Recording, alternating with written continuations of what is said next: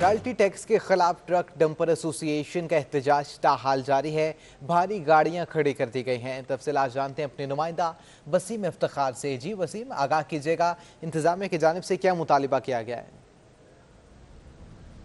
जी बिल्कुल, कराची में मैं जिस मुकाम पर मौजूद हूँ ये है सुपर हाईवे का इलाका, और सुपर हाईवे के मेन सुपर हाईवे से मुतसिल जो जगह है यहाँ पे बड़े पैमाने पे जो ट्रक डंपर एसोसिएशन है और जो ट्रक डंपर एसोसिएशन के जो ड्राइवर हैं और इस सेक्टर से जो वाबस्ता लोग हैं उनका यहाँ से कारोबार वाबस्ता है।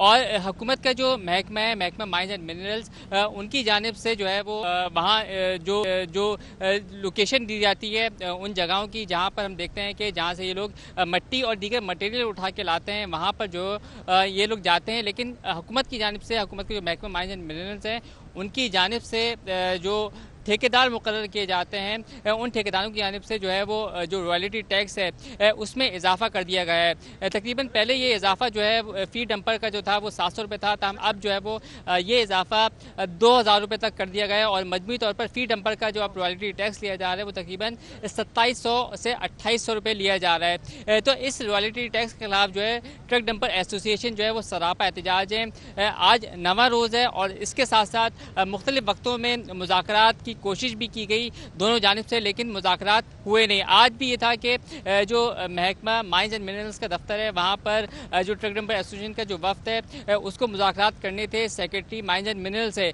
लेकिन उनकी अदम मौजूदगी की वजह से ये मुज़ाकरात नहीं हो पाए। इसके साथ साथ मैं आपको बताना चाहूँगा कि ट्रक डंपर एसोसिएशन जो है या ट्रक डंपर का जो लोग हैं वो जो तामीराती शोबा है वहाँ पर जो है वो ना सिर्फ जो तामीराती जो काम है, तामीराती जो अशिया हैं जिसमें बिलखुसूस मिट्टी शामिल है, सीमेंट शामिल है, उसकी तरसील करते हैं। और उसके साथ साथ पोर्ट पर जो सामान मौजूद होता है, बंदरगाहों पर जो सामान मौजूद होता है या फिर फैक्ट्री में जो सामान मौजूद होता है उसकी तरसील करते हैं। और इसके साथ साथ केएमसी और जो दीगर जो डीएमसीज हैं उनका जो कचरा होता है, जो कि कचरा उठा के लैंडफिल साइज पे पहुँचाना होता है, वो भी इनका काम है। तमाम इनकी जानिब से स्ट्राइक की जा रही है और 9वां रोज़ है हड़ताल का। और इसके साथ साथ इन्होंने जो है वो हड़ताल के नतीजे में अपने जो ट्रक और डंपर है मुख्तलिफ मकामात पर खड़े कर दिए। इनका वाज़ेह मौक़िफ़ यह है कि अव्वल तो ये जो रॉयल्टी टैक्स है ये इनसे वसूल ना किया जाए। बहुत शुक्रिया वसीम इफ्तिखार तमाम तफसीलात से आगाह करने के लिए। उमर शरीफ के इलाज के लिए आने वाली एयर एम्बुलेंस के सफरी अखराजात की रकम की मुंतकली पीर को होगी। इसके बाद ही एयर एम्बुलेंस रवाना की जाएगी। उमर शरीफ की अहलिया ज़रीन गज़ल के मुताबिक हफ्ता और इतवार की छुट्टी की वजह से एयर एम्बुलेंस की सफरी अखराजात की रकम मुंतकिल नहीं हो सकी। पीर को रकम मुंतकिल होने के बाद एयर एम्बुलेंस पाकिस्तान के लिए रवाना होगी। ज़रीन उमर का कहना है कि उमर शरीफ की तबीयत अब पहले से बेहतर है। उमर शरीफ आर्जी डायलिसिस पर हैं। डॉक्टर्स के मुताबिक उमर शरीफ 3 से 4 रोज तक इंतजार कर सकते हैं।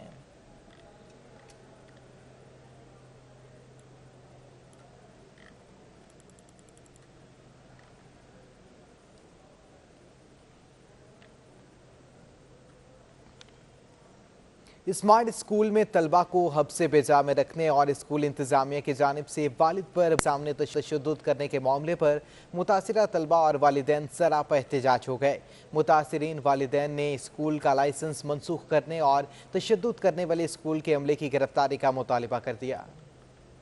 स्मार्ट स्कूल में तलबा को हफ्ज़े बेजा में रखने और स्कूल इंतजामिया की जानिब से वालिद पर बच्ची के सामने तशद्दुद करने के मामले पर स्कूल के बाहर students parents federation of Pakistan की जानिब से एहतजाजी मुजाहरा किया गया। मुजाहिरीन ने गुंडागर्दी नहीं चलेगी के नारे लगाए। मुतासरा तलबा और वालिदैन का कहना था कि स्कूल में फीस की अदायगी ना होने पर तलबा को पूरे दिन खड़ा रखा गया, अकाउंट सेक्शन में तशद्दुद किया गया और धक्के मार मार कर स्कूल से बाहर निकाला गया। उन्होंने गाड़ी को भी नुकसान पहुंचाने की कोशिश की है। छोटे बच्चे 4 बच्चे वो अपने साथ लेकर आते हैं ड्रॉप करने, तो वहाँ वो बच्चे भी रो रहे थे और मुझे भी उन्होंने बहुत मारा है। लेकिन मैंने वीडियो क्लिप जो शेयर किया है वो मैंने आगे शेयर कर दिया है। यकीनन कोई हमारा साथ देगा। इस मौके पर सिंध असेंबली के कायद हिज़्ब इख्तिलाफ हलीम आदिल शेख भी वालिदैन से इजहार यकजहती के लिए एहतजाज में शरीक हुए। कहा कि निजी स्कूल माफिया तालीम दुश्मन है। सिंध हुकूमत ने जो एक्शन लिया है वो नाकाफी है। स्कूल में बंद किया गया, न जाने को फीस का इशू था। उसके बाद इनके वालिद साहब आए अतर जैदी साहब, इन पे तशद्दुद किया गया और औरतों की ताकत, सोशल मीडिया की ताकत से इन्होंने एक वीडियो रिकॉर्ड की, जिसके बाद हम यहाँ मौजूद हैं और थोड़ा बहुत कोई एक्शन लिया है सिंध गवर्नमेंट ने, लेकिन वो नाकाफी है, दिखावा है। वालिदैन ने स्कूल के खिलाफ FIR दर्ज करने का मुतालबा करते हुए कहा कि स्कूल का लाइसेंस मनसूख करके मुकम्मल तौर पर बंद कर दिया जाए, वरना ऐसे वाक़यात होते रहेंगे। तशद्दुद करने वाले अमले को गिरफ्तार किया जाएगा। महकमा तालीम सिंध ने 45 तदरीसी और गैर तदरीसी अमले की तरक्कियों का नोटिफिकेशन जारी कर दिया। मुलाजमीन की तरक्की के साथ उनकी तनख्वाहों और मरात में भी इजाफा किया जाएगा। महकमा तालीम सिंध ने 45 तदरीसी और गैर तदरीसी अमले की तरक्कियों का नोटिफिकेशन जारी कर दिया है। मुलाजमीन की तरक्की के साथ उनकी तनख्वाहों और मरात में भी इजाफा किया जाएगा। महकमा तालीम सिंध ने 45 तदरीसी और गैर तदरीसी अमले की तरक्कियों का नोटिफिकेशन जारी कर दिया, जबकि मुलाजमीन की तरक्की के साथ उनकी तनख्वाहों और मरात में भी इजाफा किया गया है।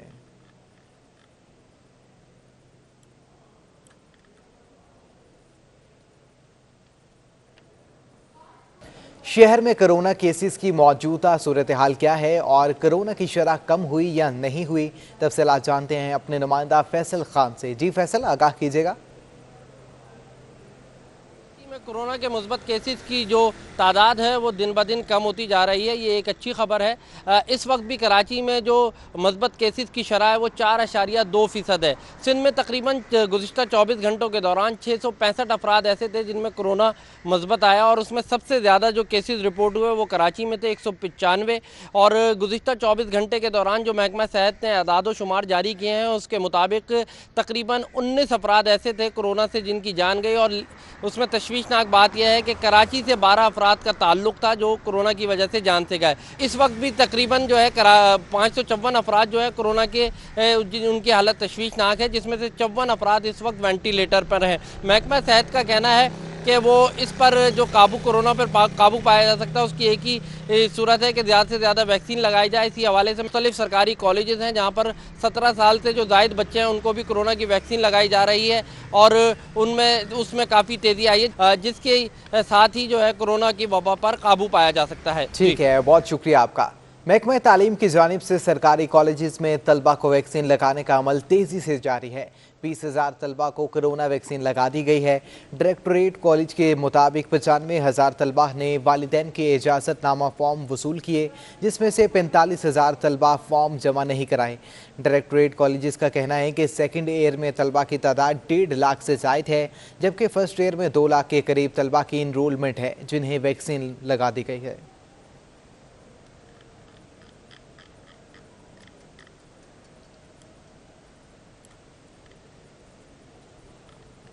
पाकिस्तान के नामवर क्लासिकल गुलकार उस्ताद फ़तेह अली खान की तबीयत में अब बेहतरी आ चुकी है और वेंटिलेटर पर हटा दिया गया है। तफसीलात जानते हैं अपने नुमाइंदा वाजिद रजा से। जी वाजिद, आगाह कीजिएगा। गवालियर घराने के नामवर क्लासिकल गुलकार, प्राइड ऑफ परफॉर्मेंस और सितारा इम्तियाज़ उस्ताद फ़तेह अली खान की इन दिनों तबीयत काफ़ी नासाज है और वो कराची के आगा खान अस्पताल में ज़ेर इलाज हैं। गुज़िश्ता काफ़ी अरसे से उनकी तबीयत ख़राब रही, लेकिन जब उनको अस्पताल में दाखिल किया गया तो कल रात तबीयत बिगड़ने की वजह से उनको वेंटिलेटर पर डाल दिया गया। लेकिन जब तबीयत में बेहतरी आई तो डॉक्टर ने उनको वेंट पे से हटा दिया गया। अब उनकी तबीयत में बेहतरी है।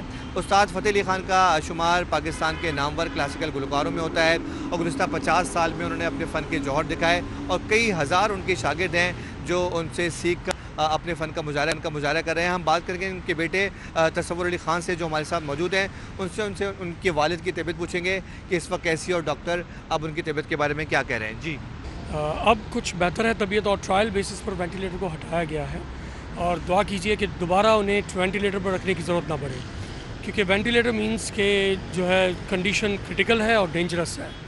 तो मेरी उनके जो मद्दा हैं, जो सुनने वाले हैं, जो चाहने वाले हैं, उनसे भी ये अपील है कि दुआ करें उनके लिए, बहुत ज़्यादा दुआ करें। उसके बाद उन्हें वेंट पर रखा गया और उसके बाद उनकी जो कंडीशन है वो बिगड़ती चली गई। पिछले तकरीबन 1 हफ़्ते से या इससे भी ज़्यादा हो गया होगा, उनकी कंडीशन जो है ना वो क्रिटिकल ही रही। आज थोड़ी सी उनकी कंडीशन जो है वो बेहतर हुई और ट्रायल बेसिस पर उन्हें जो है वेंट से हटाया गया है। सिंध गवर्नमेंट की तरफ से अभी तक जो मेरी इन्फॉर्मेशन के मुताबिक हमें 3 लाख मिल चुके हैं और वो भी हमें जमा करवाए गए हैं, हमें वो नहीं है, ख़ुद भी हमने उनसे मांगे। ठीक है, ये थे उस्ताद फ़तेह अली खान के साहबजादे तसव्वुर अली जो बता रहे थे कि उनकी फ़ादर की तबीयत में अब बेहतरी है।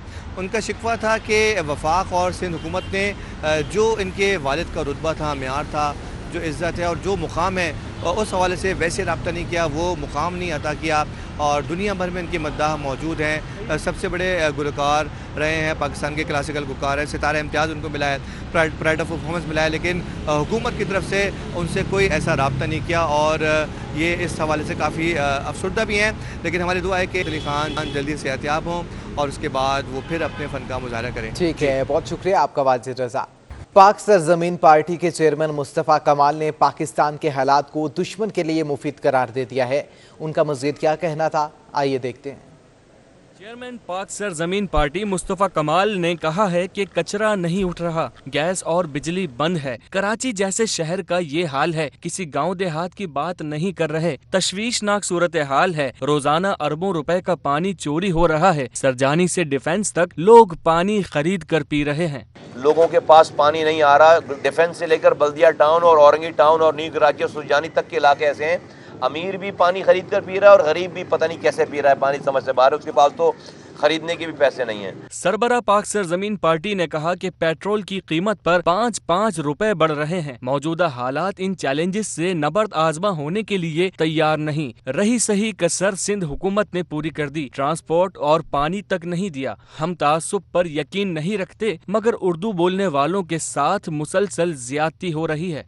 हर गली में आपको ऐसे लोग मिल जाएंगे जो किसी भी बात पर गुस्से में आकर कुछ भी करने के लिए तैयार हैं, क्योंकि ना तो आप उनको पानी दे रहे हैं पीने का, ना आप उनके सेवरेज के निज़ाम ठीक कर रहे हैं, ना आप उनको उनका कचरा उठा रहे हैं, ना आप उनको तालीम के लिए कोई मौके दे रहे हैं, ना आप उनको रोजगार दे रहे हैं। चेयरमैन पीएसपी ने कहा कि लाखों नौकरियों में एक भी उर्दू बोलने वाले को नहीं दी गई। स्कूल डेस्क का मामला आया, 5,000 की डेस्क 29,000 रुपए में ली गई। करप्शन की हद कर दी गई है। मुस्तफ़ा कमाल ने कहा कि पाकिस्तान के हालात दुश्मन के लिए मुफीद हैं। पाकिस्तान में अफगानिस्तान पर फतह का जश्न मनाया जा रहा था। हम पहले भी कह रहे थे ये जंग खत्म नहीं हुई। मुख्तलिफ इलाकों में फौजी जवानों को शहीद किया गया। दुश्मन को भी पता है कि पाकिस्तान की वजह से उन्हें शिकस्त हुई। दुश्मन अपनी कार्रवाई करेगा।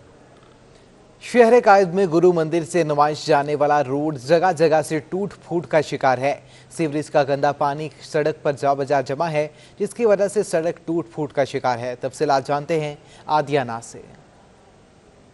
जी बिल्कुल, शहर कायद की बेशतर सड़कें अक्सर नूहा गना होती हैं अपनी हालत जार पर। आज हम एक ऐसी ही सड़क पर मौजूद हैं जो कि वाक़ है गुरु मंदिर से नुमाइश चौरंगी की तरफ ये सड़क जाती है। मेरे कैमरामैन फरहान अगर इसकी हालत आपको दिखाएं तो ये आप मुलाहजा कर सकते हैं। राइट साइड पर एक गटर है, सिर्फ यही नहीं उससे आगे भी गटर है, और ये गटर जो है ये सीवरेज का गंदा पानी है जो कि बहकर इस सड़क के ऊपर जा रहा है और सड़क की बर्बादी का सबब बन रहा है। मनाजर भी आप मुलाहिजा कर सकते हैं, मोटरसाइकिल सवार हैं, बड़ी गाड़ियां हैं, हर तरह की गाड़ी यहां से गुजरकर नुमाइश चौरंगी और दीगर रास्तों पर जरामा दमा है और ये यहां सर इतनी बुरे तरीके से गुजर पर जाने पर मजबूर हैं कि किसी भी वक्त में कोई भी बड़ा हादसा रूनुमा हो सकता है। ये सड़क जो है वो नई तामीर की गई थी क्योंकि राइट साइड पर ग्रीन लाइन का पुल है, ब्रिज है ये, तो उसके बाद इस सड़क को तामीर किया गया था, लेकिन इसकी एज इस गटर ने, उबलते गटर ने बर्बाद करके रख दी है और इस सड़क के ऊपर जो है वो जगह जगह गड़े पड़े दिखाई दे रहे हैं और पानी उन गड़ों में जमा हो चुका है और वही पानी, सीवरेज का वही पानी सड़क की बर्बादी का सबब भी बन रहा है, जबकि आने जाने वाले ट्रैफिक जो है उसको भी दुश्वारियों का सामना करना पड़ रहा है। ये सड़क जो है गुज़िश्ता एक हफ्ते से यही मंजर पेश कर रही है और हुकामे वाला यकीनन इस सड़क से नहीं गुजरे कि उनको नज़र नहीं आया कि इस सड़क का हाल क्या है, इसको किसी तरीके से मुरम्मत किया जा सके। अगर यहाँ से गुजर भी जाएंगे तो यकीनन ये गरीब के लिए मुख्तसर है जिसको सेट करना शायद किसी की भी जिम्मेदारी नहीं है, ना ही कोई लेने को तैयार। ठीक है, बहुत शुक्रिया आपका आदियानाज।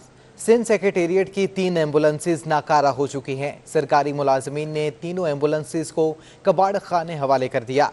ओल्ड केडीए बिल्डिंग के नाकारा एक एम्बुलेंस की ताहाल रजिस्ट्रेशन भी नहीं करवाई गई, जबकि सरकारी एम्बुलेंस ख़राब होने के बायस नई एम्बुलेंसेज नहीं खरीदी गई। जबकि सिंध सेक्रेटेरिएट के मुलाजमीन के लिए खरीदी जाने वाली एक बस मुलाजमीन की तंजीम के रहनुमा सैर सपाटों के लिए इस्तेमाल करने लगे हैं।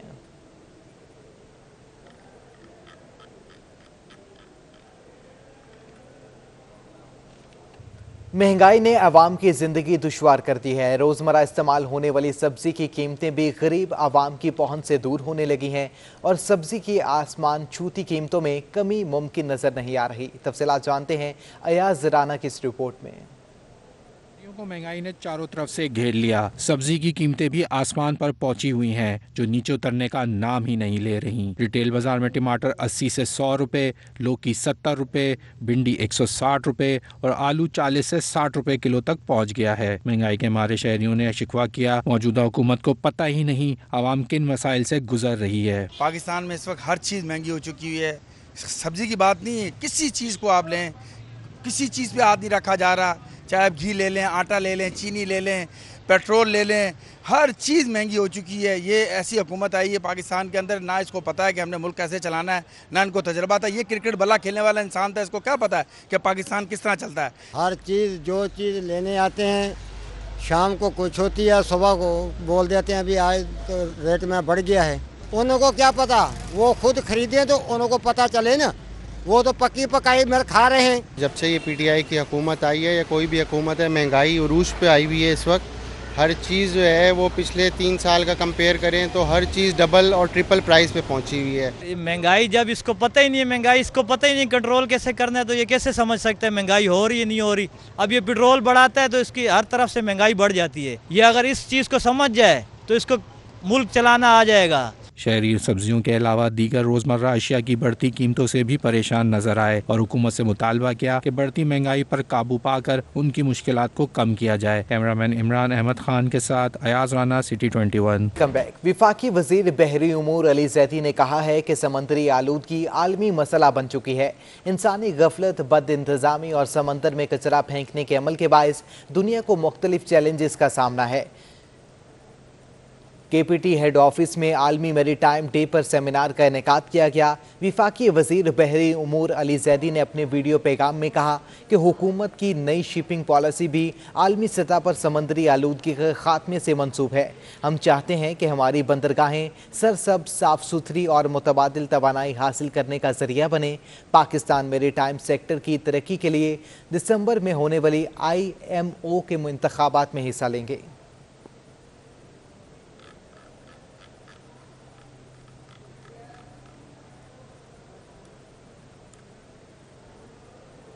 सूफी बुजुर्ग हजरत शाह अब्दुल लतीफ़ भटाई ने 278वें उर्स पर 22 सितंबर को सूबे भर में आम तातीलात का ऐलान कर दिया है। तफसीलात जानते हैं आज़ाद नोडियो से। जी आज़ाद, आगाह कीजिएगा।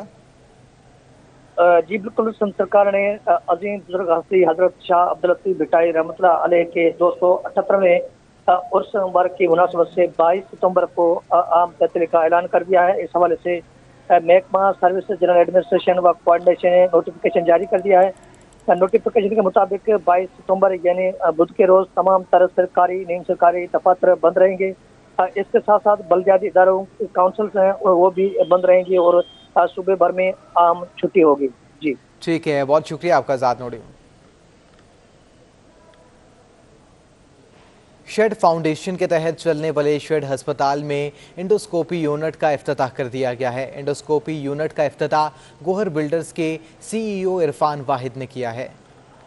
बड़े बड़े सर्जिकल यूनिट्स यहाँ मौजूद हैं। सिटी स्कैन का हमने देखा, बहुत बड़ा हाई फाई मशीन भी इन्होंने इंपोर्ट की है और आज माशाल्लाह एंडोस्कोपी यूनिट का भी इफ्तिताह किया जा रहा है। तो अल्लाह ताला से यही दुआ है कि ऐसे लोग और बढ़ चढ़ के हमारे मुल्क में आएँ और इस हेल्थ का जो एक बहुत बड़ा फुकदान है कि एक आम आदमी के लिए अपने सेहत का बड़ा मुश्किल काम है, इतने पैसे लग जाते हैं। और यहाँ पर ये एक और फैसिलिटी भी मौजूद है कि जो आदमी पैसे नहीं दे सकता है उनके लिए भी ऐसे आम अस्पतालों की तरह नहीं है कि उनको भगा दिया जाता है। MQM पाकिस्तान ने APSE की काबीना तब्दील करने का फैसला कर लिया है, जबकि MQM पाकिस्तान ने APSO की काबीना तब्दील करने का फैसला कर लिया है। ऑल पाकिस्तान मुत्तहिदा स्टूडेंट ऑर्गेनाइजेशन का इजलास आज बहादुराबाद मरकज़ पर तलब किया है, जबकि MQM पाकिस्तान ने APSO की काबीना तब्दील करने का फैसला कर लिया गया है। ऑल पाकिस्तान मुत्तहिदा स्टूडेंट ऑर्गेनाइजेशन का इजलास भी तलब कर लिया गया है।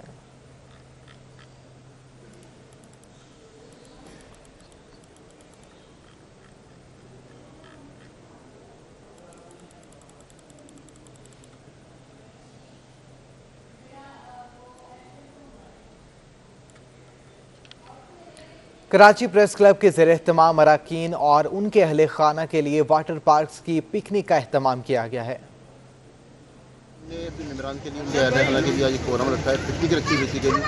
ये वाटर पार्क हम बच्चों को लेके जा रहे हैं, अपने मेंबरान को लेके जा रहे हैं और एक ग्रैंड पिकनिक है बेसिकली। कोविड के बाद लोग थोड़ा परेशान थे, घरों में बैठे हुए थे। हमने कहा लोगों को घरों से निकालें और उनको थोड़ा इन्जॉयमेंट दें। हमने कुछ SOPs भी तैयार की हैं, उसके साथ हम पिकनिक कर रहे हैं और हमारे साथ लगभग 2500 लोग होंगे, साफ़ी होंगे, उनके अहले खाना होंगे जो वहाँ जाएंगे, जाके एंजॉय करेंगे। और इसके बाद शाम तक का इनकी एक्टिविटी है। शाम 4 बजे वापसी होगी। हम लोगों को वहाँ लंच भी कराएंगे, ब्रेकफास्ट करवाएंगे और उम्मीद है कि लोग एंजॉय करेंगे। आगे बढ़े, आपको बताएं इस यूनिवर्सिटी कराची कैंपस के छठे सालाना कन्वेंशन में गवर्नर सिंध इमरान इस्माइल ने शिरकत की है। उन्होंने तालीम मुकम्मल करने वाले तलबा को मुबारकबाद भी दी है। इमरान इस्माइल ने कहा कि तलबा अपने मकसद का तयन करें, मकसद को हासिल करने के लिए मजीद मेहनत करें। डॉक्टर्स बनने वाले तलबा पसमानदा और पिसे हुए तबकात की खदमत के लिए खुद को पेश करें। कन्वेंशन में मुख्तलिफ मज़ामीन के 203 तलबा को असनाद दी गईं। खबरें अपने जानी से के साथ न्यूज़ स्टूडियो से अब तक के लिए इतना ही।